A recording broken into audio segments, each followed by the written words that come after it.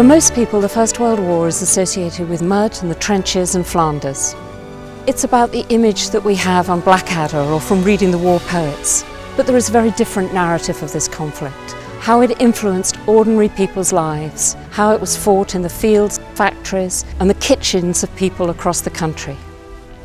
For the last 4 years we've been exploring ways in which ordinary people's lives in Worcestershire and the surrounding counties have been shaped by this conflict.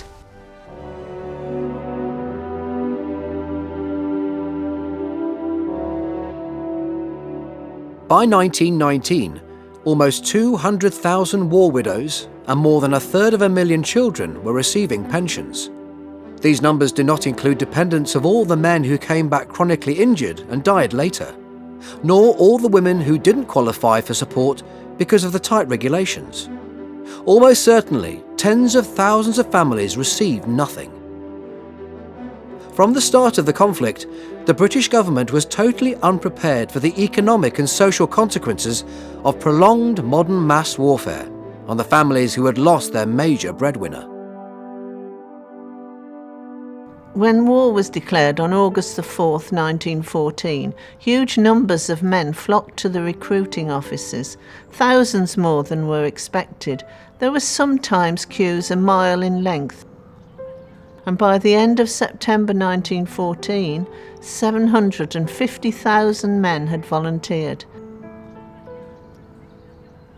Before the war, the army was almost exclusively single men. In most regiments, only 6% were officially married, but in the war fever, at the outbreak of this war, many thousands of married men volunteered. They had enlisted for the duration only. Most expected the war to be over fairly quickly and that their families would be provided for until they returned home. On the 10th of August 1914, only 6 days after the outbreak of war, Prime Minister Asquith bowed to pressure and announced that separation allowances and, when necessary, war widows' pensions would be paid to the families of all volunteers. However, no machinery existed to pay out these allowances, and great hardship resulted. Voluntary organisations stepped in, particularly the Soldiers and Sailors Families Association, who began to administer and validate claims for both separation allowances and pensions on behalf of the War Office. Under the system the SAFA instigated, the amounts given to top up separation allowances and pensions were unregulated and could differ from one area of the country to another, and were often dependent on the personal judgment of volunteers. But in Belgium, the death toll was already rising, and the inadequacies of the pension were exposed. The war widow's pension that Asquith introduced paid just 5 shillings a week to the war widow of a private soldier. This was a totally inadequate amount. The amounts the SSFA gave varied between 7 shillings, 35 pence, and 9 shillings, 45 pence per week, according to the age and the station in life of the beneficiaries. But the charities had other agendas beyond economic survival. Helen Anstey, one of the SSFA's volunteers, explained that visiting the wives presented an excellent opportunity for educating them in true patriotism and loyalty to their country. Payments were made conditional on the widow's good behaviour and reputation, and always with the idea of teaching them self-help rather than reliance. But the moralistic tone of the SSFA's 50,000 mostly middle-class volunteers drew strong criticism. Women's suffrage leader Sylvia Pankhurst noted, "From all over the country, not least from my own district, came complaints that officials of the Soldiers and Sailors Families Association were telling the women whose men were at the war to move into one room and to sell pianos, gramophones, even furniture before applying anywhere for aid. The notion that the women were entitled to separation allowance as a right, not as a charitable act of grace, seemed difficult for the association's officials to assimilate. In Newcastle, soldiers' wives were given food tickets instead of the money due to them, and were permitted to obtain household commodities only from a prescribed list, which comprised the cheap, inferior qualities of food." As these wives and widows struggled, the fear of the effects of husbandless women with money on moral life remained a common theme, particularly among the middle class and especially men. Typically, Canon E.A. Burrows wrote that soldiers' wives were drinking excessively thanks to needlessly liberal separation allowances of 18 shillings a week and no husband were heaven to women who, once industrious and poor, were now wealthy and idle. Reactionary attitudes like these were commonplace and were to be reiterated many times. They led to women being placed under police surveillance in areas where many servicemen's wives were situated. Women's police patrols were empowered to check streets, parks and pubs in areas where it was feared that women might seduce young soldiers or succumb to men's advances. But the stark realities of widowhood and inadequate pensions were all too clear for many families. As one woman recalled, I lost my father in the Royal Marines. After he had done 21 years, he came out. 1914, he was called up for war service and died in 1915, leaving my late mother with 6 children and none of them old enough to carry on the business my father had saved up for. I was only 12 and 5 brothers under me. My mother used to work in the Royal Marine Barracks doing men's washing, as the war pension was very low at the time. the introduction of conscription in January 1916 and the horrendous Somme offensive, which left 420,000 British soldiers dead, made the replacement of the voluntary delivery of pensions with a state system inevitable. In December 1916, the Ministry of Pensions was established. The ministry said, "Pensions to widows, children and dependents shall not be claimed as a right, but shall be given as a reward of service, and no pension shall be granted or continued to a widow who is unworthy." A war widow had to behave responsibly and be respectable. If not, her pension could be removed, and if she was not looking after her children properly, they too could be removed from her care.